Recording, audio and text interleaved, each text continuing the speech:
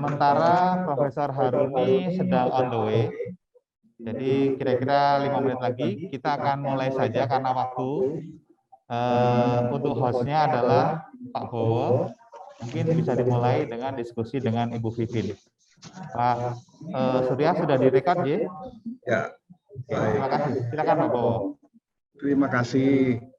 Selamat pagi Mas Kris, selamat pagi Bu Vivin, Ibu Dirjen, Pengelolaan Sampah dan Limbah B3, senang melihatnya melalui online di sini. Selamat sore waktu Jakarta. Nah itu dia, kami di sini sekarang jam 8 lebih seperempat gitu, dan di sana saya kira jam 3 lebih, gitu, jam 3 seperempat lebih.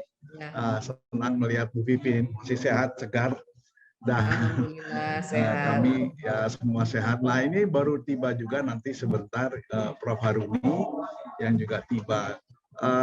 Para pemirsa dan para peserta pertemuan pada pagi hari ini, kita pada pagi hari ini kedatangan dua narasumber utama yang akan ikut berdiskusi membahas perkembangan terkini dari Conference of the Party ke-26 di Glasgow.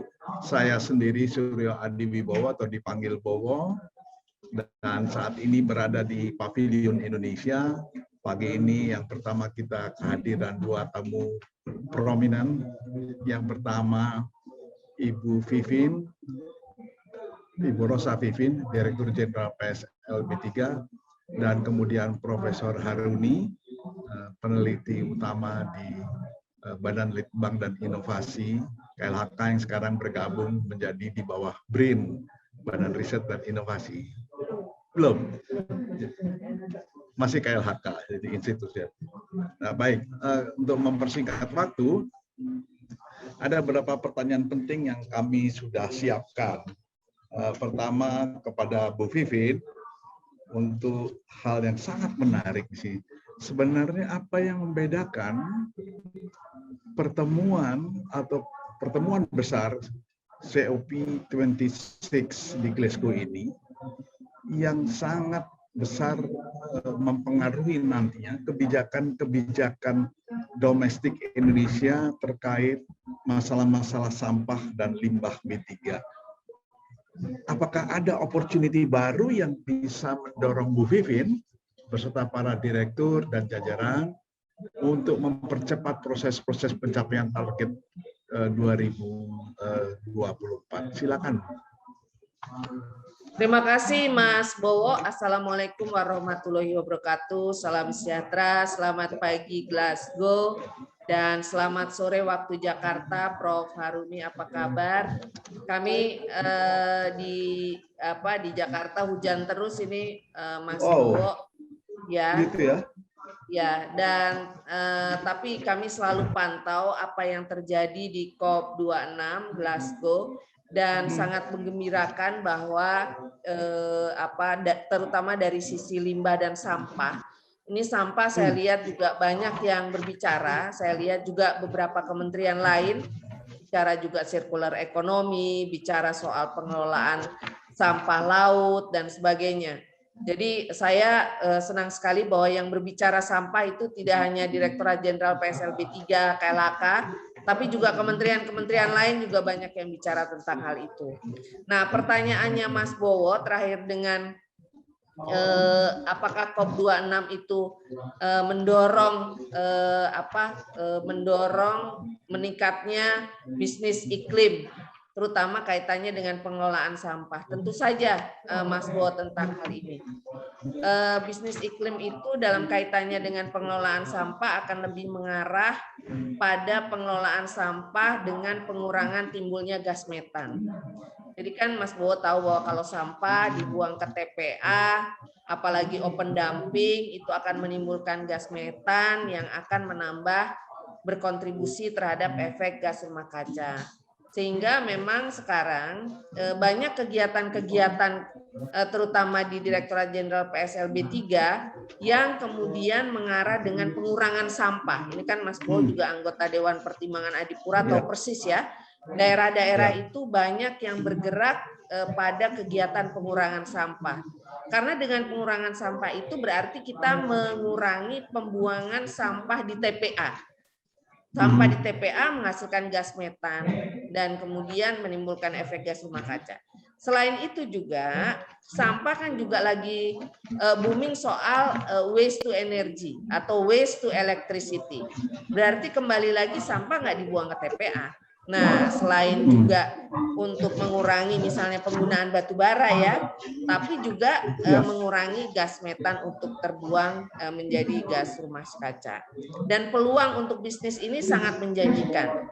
Mulai dari untuk bagaimana peran Pemda, peran masyarakat dengan bank sampahnya, juga produsen yang kemudian sampah itu menjadi sumber bahan baku, baik untuk yang produk konsumsi maupun untuk penghasil energi. Demikian Mas Bowo. Terima kasih Bu Vivin. Satu pertanyaan lagi sebelum saya beralih ke Prof. Haruni, yaitu kita mengetahui ada juga sudah didorong sirkular ekonomi. Itu sejauh mana itu mendapatkan sentuhan dari Bu Vivin untuk mendorong sirkular ekonomi, karena di satu pihak yang seperti tadi dia akan ikut langsung dalam proses pengelolaan sampah menurut kaedah-kaedah yang berlaku, di lain pihak dia mendorong terjadinya peluang ekonomi yang besar. Bagaimana sejauh ini perkembangannya? Ya, prinsip sirkular ekonomi ini kan kita tahu bagaimana cara supaya kalau gampangnya ada, supaya limbah atau sampah itu bisa terpakai lagi, tidak kemudian dibuang ke lingkungan atau sampah dibuang ke TPA. Jadi ini adalah salah satu cara mengefisienkan proses produksi dan distribusi produk, supaya sesedikit mungkin kita menimbulkan sampah ketika kemasan produknya selesai dipakai. Nah, itu circular economy. Nah, jadi kalau misalnya kita pakai kemasan, kemudian kemasan itu tidak terbuang ke lingkungan, bisa dipakai kembali dan sebagainya. Nah, bagaimana kemudian KLHK bekerja dalam hal ini? Poin kunci untuk circular economy itu, Mas Bowo, adalah pemilahan sampah dari sumber. Itu yang paling penting. Kalau sampah tidak dipilah dari sumber, maka sampah itu tidak bisa ditindaklanjuti dengan tindakan nyata. Pengelolaan sampah yang selanjutnya mau di 3R-kan itu nggak akan bisa karena kotor. Nah, oleh karena itu, hal-hal yang dilakukan oleh KLHK, kalau dari sisi pemilahan sampah dari sumber untuk individu, maka kita tindak lanjuti dengan misalnya dengan adanya bank sampah. Bank sampah menerima sampah terpilah dan kemudian bagaimana connect dengan off-taker-nya.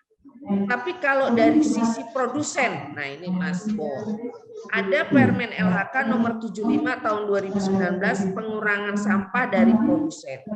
Nah ini bagaimana kita memaksa produsen itu supaya dia meredesain kemasannya itu kemudian bisa digunakan lagi, jadi tidak sekali pakai. Dan yang kedua adalah membuat sistem take back atau gimana menarik kembali, misalnya sabun mandi, mie instan, atau botol mineral, air mineral, itu bisa ditarik kembali, nanti akan digunakan lagi. Demikian Mas Bowo. Terima kasih Bu. Jadi produsen mempunyai tanggung jawab lebih luas, kita minta extended responsibilities for producer ya. Luar biasa ini. Mudah-mudahan kita bisa jalan. Terima kasih Bu Vivin. Sekarang saya beralih ke Prof. Haruni. Prof. Haruni ini banyak sekarang sebelum COP berlangsung, banyak pihak di berbagai negara dengan berbagai pressure internal maupun eksternal negaranya masing-masing, itu mereka mulai meningkatkan ambisi iklim, Prof. Haruni. Dan kalau kita lihat, Indonesia mengambil langkah-langkah yang disesuaikan dengan kondisi internal dan eksternal juga. Bagaimana menurut pandangan Prof. Haruni, bagaimana ambisi iklim itu direspon oleh Indonesia? Silakan. Terima kasih Pak Bowo. Assalamualaikum warahmatullahi wabarakatuh. Waalaikumsalam. Selamat pagi Ibu Esko dan selamat sore Ibu Ujen, Bu Vivin, dan Bapak Ibu sahabat sekalian yang menerima obrolan kita pagi ini, Glasgow dan sore hari di Jakarta. Terima kasih Pak Bo, terkait dengan pertanyaan bagaimana kondisi iklim direspon oleh Indonesia melalui Pavilion Indonesia di COP26. Indonesia mengusung tema Leading Climate Action Together, Indonesia Follow Net Zero 2030. Ini artinya bahwa Indonesia ingin mengajak atau memimpin aksi iklim bersama, di mana sektor kehutanan dan penggunaan lahan menjadi target di dalam penyerapan emisi dalam penyerapan gas rumah kaca bersih 2030.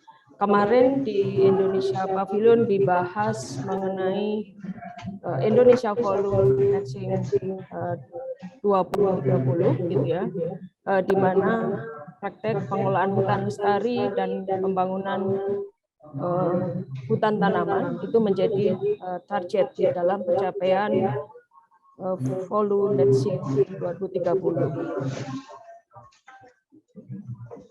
Dari sisi pengelolaan hutan lestari, ada beberapa aksi mitigasi utama untuk mencapai net zero follow tersebut, yaitu Indonesia sudah mencanangkan mengenai pengurangan laju deforestasi dan degradasi hutan melalui REDD+, kemudian pembangunan hutan tanaman, pengelolaan hutan lestari itu sendiri melalui upaya-upaya perbaikan, kemudian juga rehabilitasi hutan, dan pengelolaan lahan gambut dan mangrove tentunya.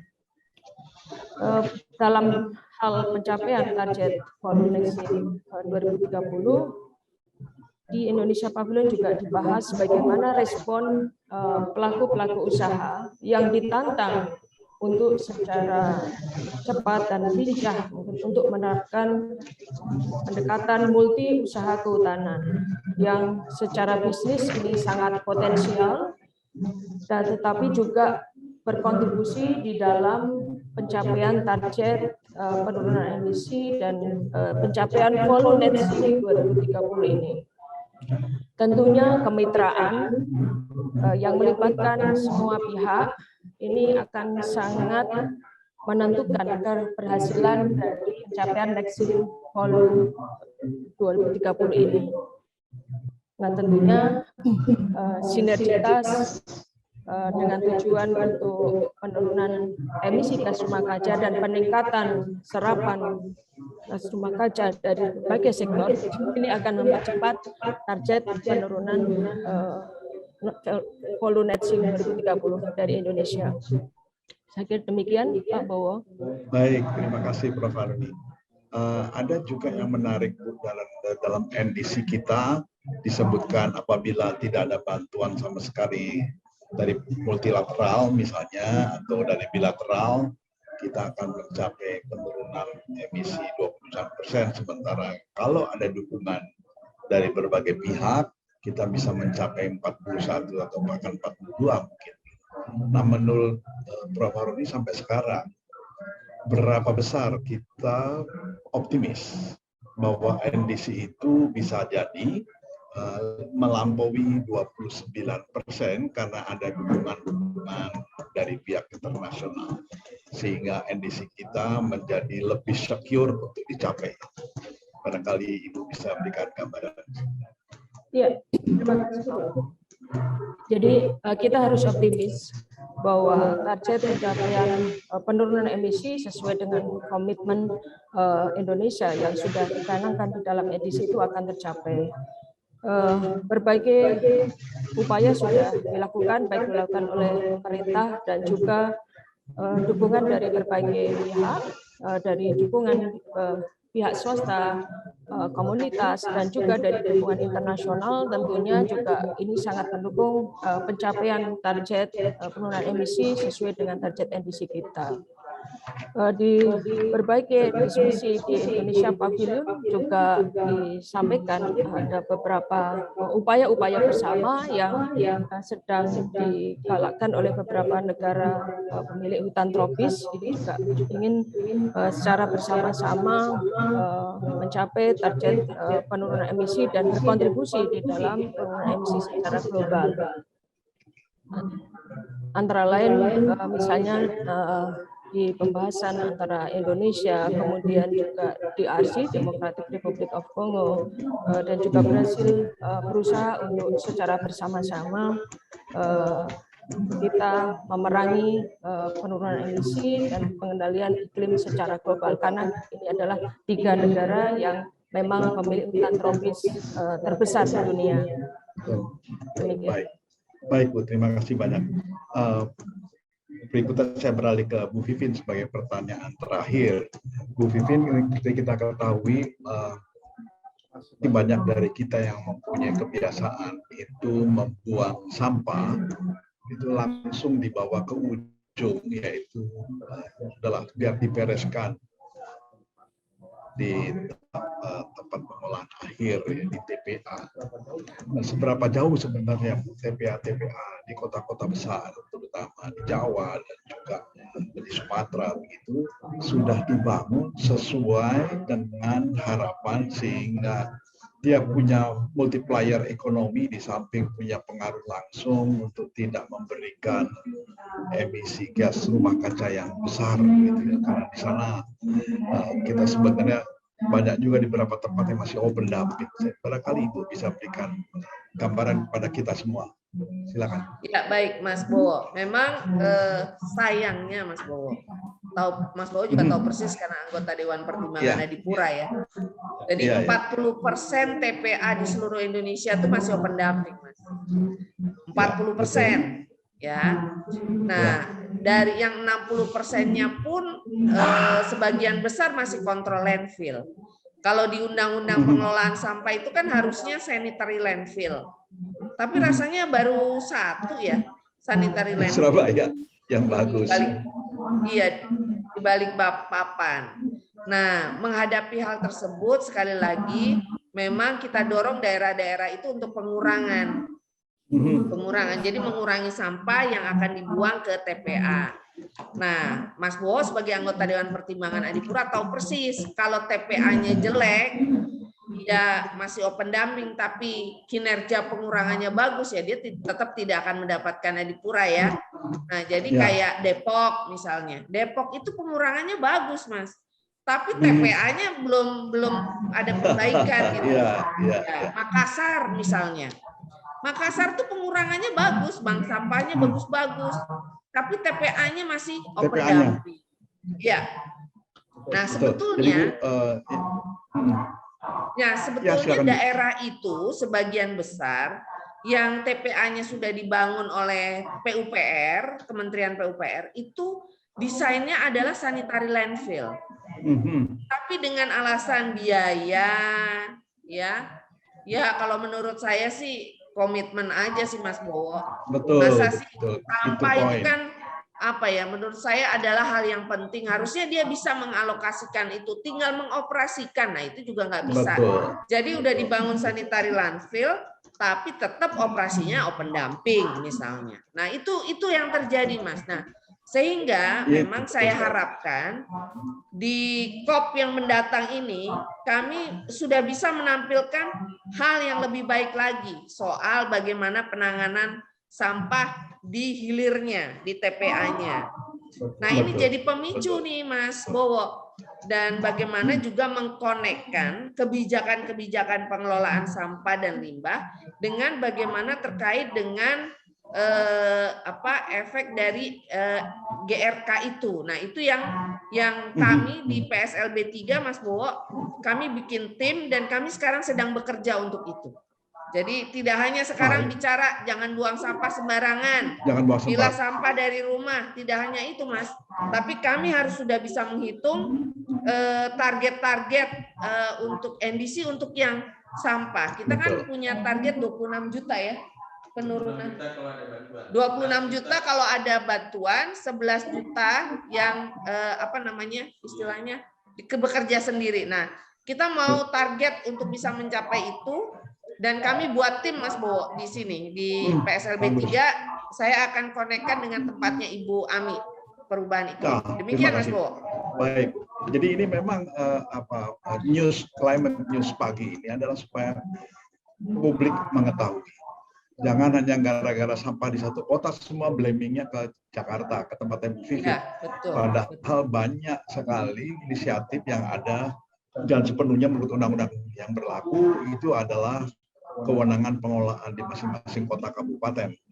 Dan sudah ada planning untuk TPA, tetapi toh juga hulunya tidak dibereskan. Nah, itu dengan ini para publik menjadi lebih tahu seberapa jauh yang sudah disiapkan oleh Kementerian Lingkungan Hidup Hutan, khususnya Direktorat Jenderal PSLB 3. Terima kasih Bu Vivi.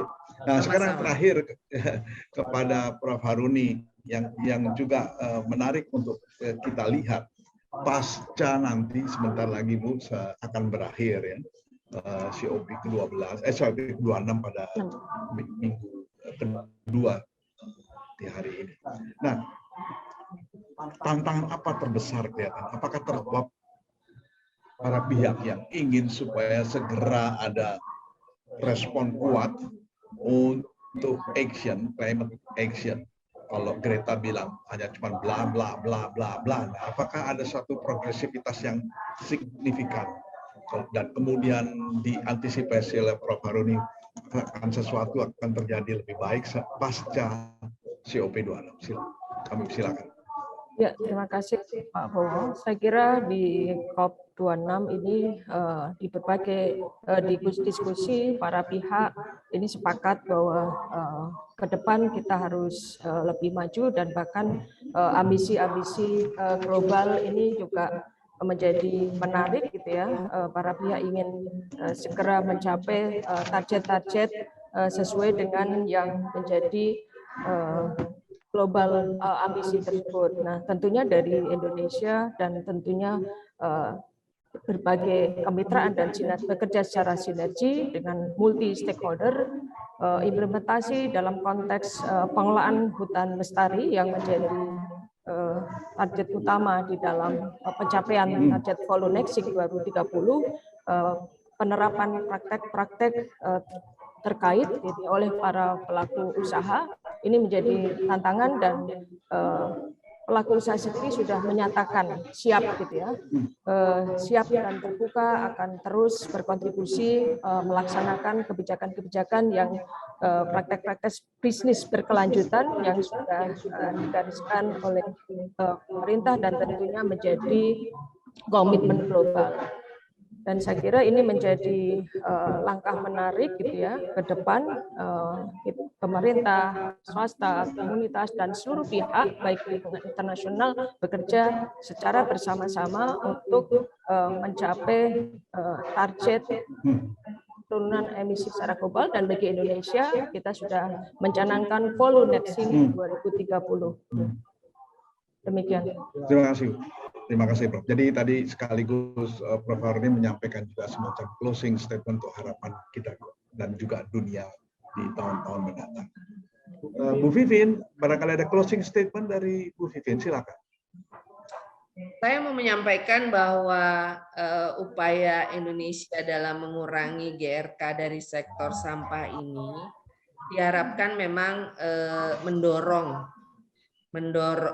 aktivitas terutama dari masyarakat, Pemda, dan juga produsen untuk kemudian turut aktif dalam pekerjaan-pekerjaan pengelolaan sampah. Terutama kuncinya adalah sebetulnya di pengurangan sampah. Nah, itu menambah semangat lah. Dengan hal itu maka kita juga bisa menyumbang untuk penurunan efek emisi, untuk penurunan gas rumah kaca. Nah, kemudian yang lain, dan diharapkan pengurangan sampah yang dibuang ke TPA, kemudian connect juga dengan pengurangan GRK dari sektor sampah ini juga memberikan inspirasi bagi negara-negara lain. Dan saya mengharapkan untuk yang sektor sampah dan sektor limbah ini bisa dikembangkan lagi. Dan Mas Bowo, saya titip mata di sana kalau ada juga inisiatif atau apa yang sudah dihasilkan dari negara-negara lain, terutama dari sektor sampah.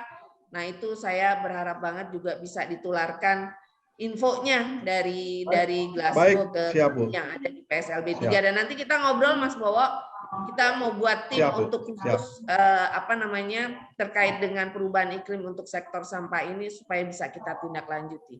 Demikian, Mas Bowo. Good. Terima kasih Bu, terima kasih banyak. Jadi saya kira saya dapat belanja untuk bertugas kebetulan sebagai anggota Dewan Adipura juga. Terima kasih Bu Ipin. Para pemirsa sekalian, kita tadi mendengar dua Sri Kandi Indonesia yang prominent, Profesor Haruni dan Ibu Dirjen Rosa Vivin, yang telah memaparkan bagaimana sebenarnya Indonesia merespon tidak hanya bisnis as usual, tapi juga di dalam konteks untuk penurunan emisi gas rumah kaca, khususnya dalam jangka waktu sampai tahun 2030. Terima kasih banyak kepada ibu-ibu yang hebat-hebat ini. Selamat sore untuk Jakarta dan selamat pagi untuk Glasgow. Terima kasih. Wassalamualaikum warahmatullahi wabarakatuh. Waalaikumsalam. Terima kasih Mas Bowo. Terima kasih Pak Bowo. Ya, Bu Dirjen. Terima kasih. Sehat-sehat yang di sana. Ya, baik Bu. Salam juga buat Pak Nofri. Ini ada Pak Nofrizal di sini. Syukurlah. Baik, terima kasih. Ya. Oke, makasih. Saya izin live ya. Makasih. Iya Bu, terima kasih. Terima kasih.